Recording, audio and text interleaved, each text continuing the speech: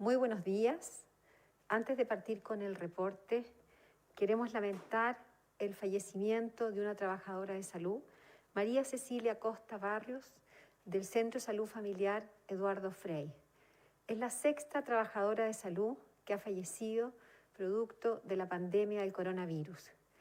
Queremos dar nuestro más sentido pésame a todas las personas que han fallecido durante este periodo producto de este virus, el coronavirus, que ha afectado a nuestro país. Antes de partir, quiero dar reporte de la situación de nuestro país, quiero dar reporte de la situación mundial. A nivel mundial ya hay más de 5.900.000 personas contagiadas por el coronavirus, de las cuales 365.000 han fallecido. Los países que lideran el número de personas contagiadas con coronavirus sigue siendo América, el país que lleva el más número de casos, liderado por Estados Unidos. En segundo lugar, Brasil, Perú y Canadá. ¿Cuál es la situación de nuestro país que nos ha afectado en las últimas 24 horas? Podemos decir que en las últimas 24 horas se han reportado 4.220 casos confirmados de coronavirus, de los cuales 3.736 son casos sintomáticos y 484 son casos asintomáticos. Sigue siendo la región metropolitana la que concentra el mayor número de casos nuevos, que no ha dado tregua esta gran pandemia.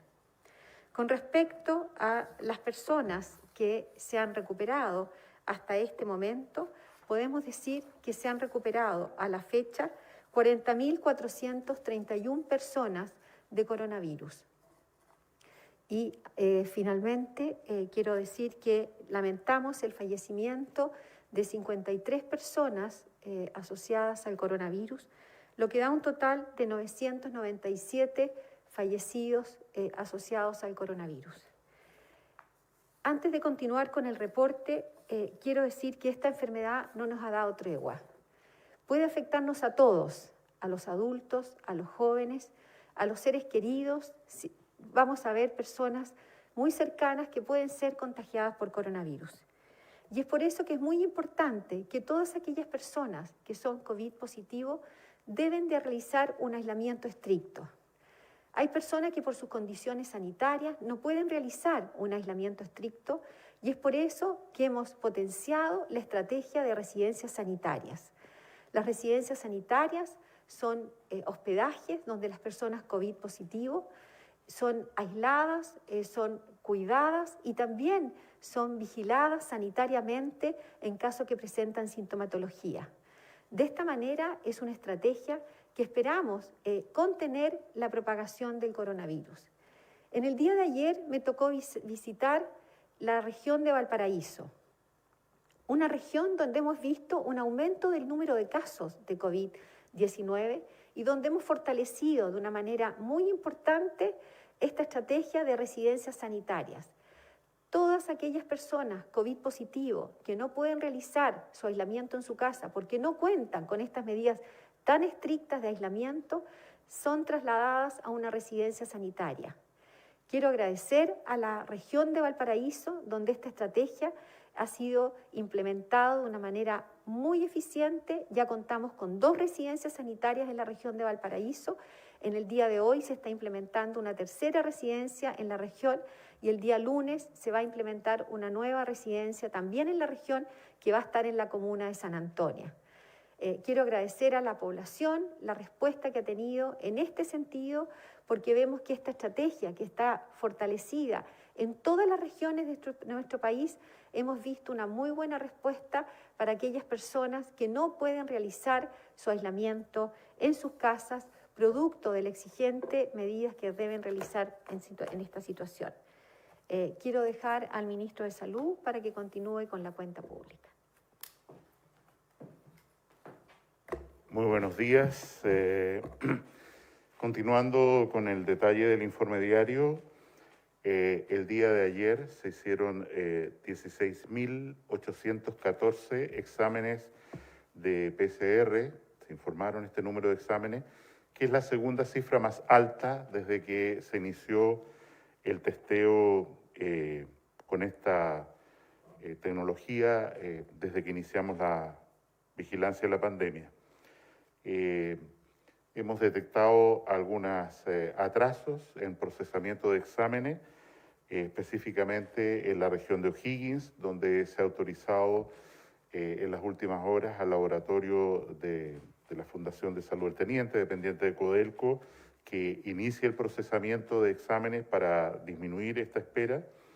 En la región de Antofagasta, donde teníamos un problema técnico en el Centro Oncológico del Norte, que fue resuelto en el día de ayer, y en la región de Valparaíso, donde se subcontrató a laboratorios de la región metropolitana para que sacaran, digamos, este atraso, que en la media era de casi 3 días.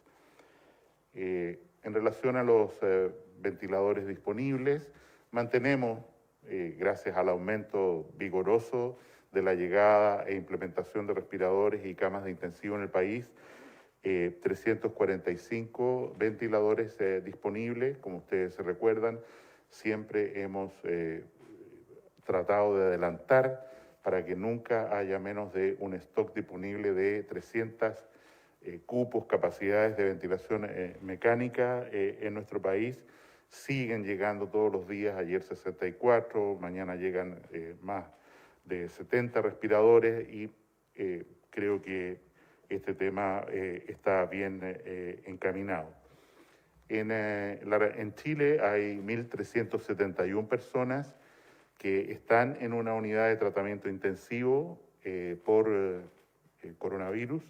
No todos ellos están conectados a un ventilador mecánico, 83% están conectados y corresponden a 1.151 personas conectadas. Y la capacidad instalada país, que ha ido creciendo, como menciono, que ha ido para abordar la necesidad de ventilación mecánica como soporte a la tremenda inflamación pulmonar que produce el SARS-CoV-2, el virus del COVID-19, efectivamente creo que estamos bien encaminados.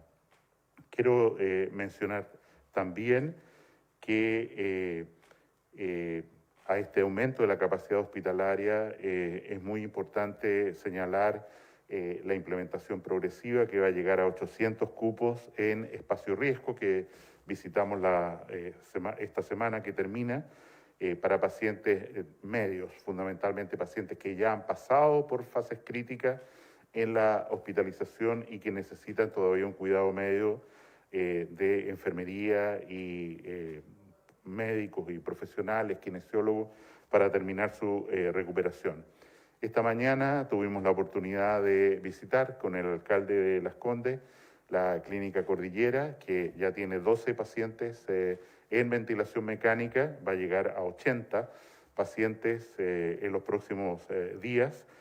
Y asimismo, ayer ya se informó, en la posta central tenemos 115 cupos de ventilación mecánica con la tecnología adecuada, y esto va a seguir creciendo, igual como está ocurriendo en el Hospital Metropolitano, que van a ser centros esencialmente COVID con mucha tecnología en ventiladores y tratamiento intensivo.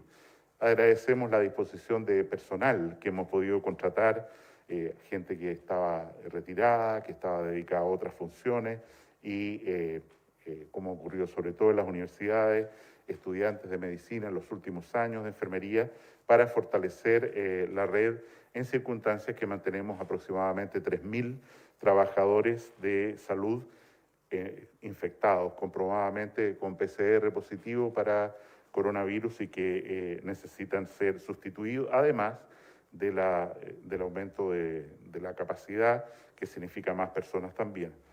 Creo que hemos ido mejorando en el manejo coordinado de la red de ambulancias prehospitalarias para impedir el atochamiento de ambulancias en el Hospital San José, el Hospital El Pino, como hemos vivido en días previos, y esto a través de una coordinación sobre todo con la red municipal y la derivación precoz de pacientes que no necesitan ir al hospital a otros centros está funcionando adecuadamente. Por último, a manera de información, hoy día se publicó en el Diario Oficial la nueva definición de casos aconsejada por el Consejo de Expertos del Ministerio de Salud, donde se describe esta situación nueva de caso probable, que ya hemos comentado en nuestra oportunidad, y también en el día de hoy se va a comunicar, se va a poner en la plataforma del Ministerio de Salud en las próximas horas el nuevo informe epidemiológico, y quiero llamar a la cautela con la revisión de datos comuna por comuna. Esto siempre es así. El informe contempla hasta lo que llamamos semana epidemiológica número 22, que termina el día de mañana, pero los datos de la última semana todavía faltan ser completados por la llegada de exámenes positivos, más información, de manera tal que hay que mirar las tendencias por comuna solamente hasta la semana 21, y podría ocurrir que algún porcentaje de esa semana 21 todavía haya que ajustarlo al alza, porque podrían quedar pacientes que no están notificados a la red informática del Ministerio de Salud. Esa es la situación el día de hoy. Se ofrece la palabra para preguntas vinculadas a este informe de la evolución de la pandemia por coronavirus. Ministro, buenos días. A 2 semanas de implementadas las cuarentenas acá en la región metropolitana, los casos se han visto que se han mantenido. La subsecretaria Daza decía ahí, la región metropolitana es la más afectada, cómo no, con esta pandemia. ¿A qué cree que se debe esta situación en particular? ¿Cuál es, si tiene la cifra de la tasa de positividad actualmente en la región metropolitana? Y se quedó en el tintero la cifra de pacientes críticos en medio de su reporte hace minutos atrás. Si nos puede aclarar esa cifra también. Respecto a la positividad, región metropolitana es 34%, tiene una cierta tendencia a la baja, y en la tesis que usted sostiene en su pregunta, el elemento fundamental de la cuarentena es lograr frenar el número de casos nuevos, una tendencia que se veía vertiginosamente al alza, frenarla, y eso afortunadamente está ocurriendo, y hay que tomar decisiones este miércoles en conjunto con el presidente de la República y el comité de crisis, ¿no es cierto?, respecto a cuáles son los pasos a seguir con la región metropolitana y otras regiones. Quiero destacar que tanto en la región metropolitana, como ya se refirió la doctora Daza, como en Valparaíso, que visitó ella ayer, la estrategia de residencia sanitaria se ha transformado en un pilar fundamental de control de esta enfermedad, y de allí el aumento de los cupos. Voy a escuchar otra pregunta mientras reviso el número de pacientes críticos que entiendo no mencioné, para poder darle una respuesta exacta. Ministro, buenos días. Según el reporte de la Sociedad de Medicina Intensiva, hay una ocupación de 87% de las camas intensivas a nivel nacional. Este informe detalla también que en la región metropolitana esta ocupación es de 98%. Incluso en el Servicio Metropolitano Sur-Oriente se detalla una ocupación de 100% y en algunos porcentajes cercanos también a eso. Ministro, ¿dónde nos están quedando camas disponibles? ¿Cuántos pacientes se han reubicado para abrir cupos de camas UCI, y si esta estrategia se va a profundizar? Y lo otro, ¿hay resultado del examen del subsecretario Zúñiga respecto que está cumpliendo una cuarentena preventiva? En relación a los pacientes críticos reportados por sus médicos tratantes como tal, son 306. Esto quiero traducir qué significa. Se califica como un paciente en estado crítico cuando la falla que tiene no es solo una falla pulmonar asociada a la infección por coronavirus, sino que hay otros sistemas orgánicos, la función de los riñones, la función del hígado, el sistema hematológico, en fin, que están mostrando el impacto de la enfermedad, porque el virus, a pesar de que tiene su manifestación fundamental en los pulmones, en los bronquios, en realidad es una septicemia por un virus que afecta a todo el organismo, incluso con manifestaciones neurológicas a veces. Y es por eso que la calificación de pacientes críticos corresponde fundamentalmente a pacientes que tienen falla de más de un sistema. Agradezco mucho en su pregunta la preocupación por la salud del subsecretario Zúñiga. Afortunadamente él se mantiene sin síntomas. No se ha hecho todavía examen de PCR porque les recuerdo que lo ideal es que ese examen de PCR se haga aproximadamente al 5.º día, que se cumple el día de hoy, sábado, para obtener la máxima positividad si es que él realmente, producto de ese contacto estrecho, ha sido contagiado y está desarrollando una forma asintomática de la enfermedad. Reitero, a propósito de su pregunta, que no tiene absolutamente ningún sentido, es una contradicción hacer un examen de PCR inmediatamente después de haber tenido un contacto estrecho en las primeras 24 o 48 horas, porque la mayor probabilidad es que ese examen salga negativo, aunque en los días posteriores, 5 o 6 días, eso se cambie, porque el momento de la máxima positividad del PCR se alcanza, insisto, al 5.º día después de iniciada la infección.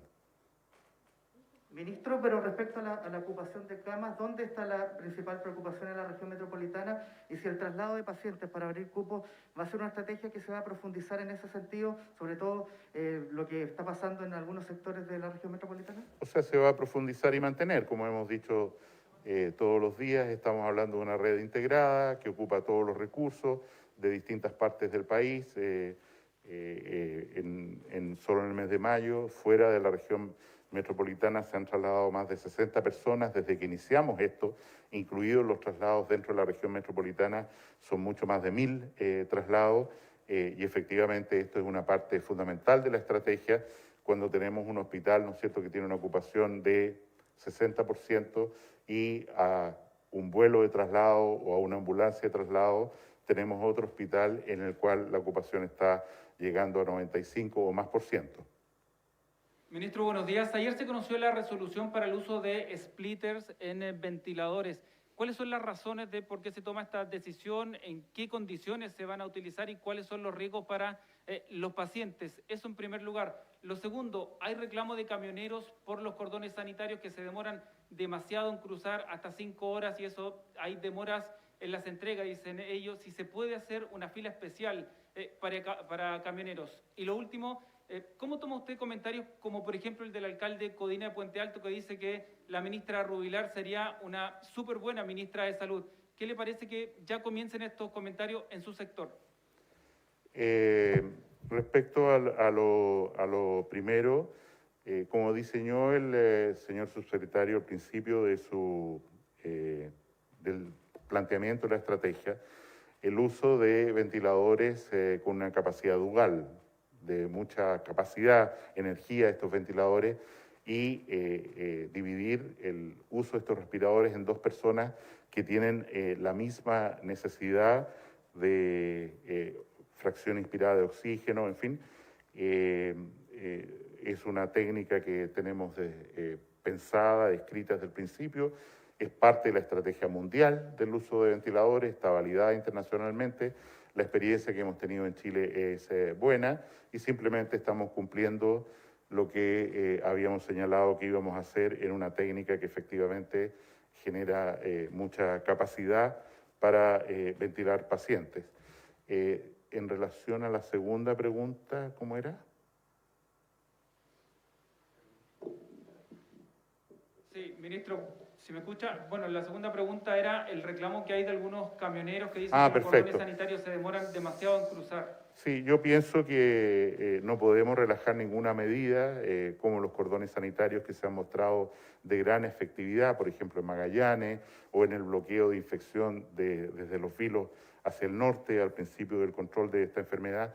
Y yo llamaría más bien a los no camioneros, a los que no tienen necesidad de viajar y que tienen una alta probabilidad de ser devueltos en el cordón sanitario, a que ellos permitan las vías libres para efectivamente el envío de mercancía, el trabajo, y no atochar estas colas con personas que en realidad van a ser detenidas de todas maneras y devueltas de los cordones sanitarios. Como usted dice, separar una vía exclusiva para camioneros significa que estaríamos reconociendo que no estamos haciendo un buen control sobre otros vehículos que no tienen necesidad o que no deben trasladarse a través de los cordones sanitarios y, por supuesto, creo que no vamos a hacer ningún cambio. En relación a la tercera pregunta, yo creo que efectivamente hay muchas personas muy capaces en Chile para ser ministros de salud, ministras de salud, y es el presidente el que decide la materia. Muchas gracias, que tengan buen día.